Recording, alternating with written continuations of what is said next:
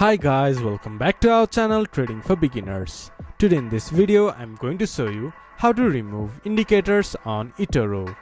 To do so, follow some simple steps with me. First of all, open your chart from where you want to remove your indicator. Then click on the indicator, then you can see a delete button. Click on it, then the indicator will be removed. Just like this. This is how you can remove indicators on Etoro.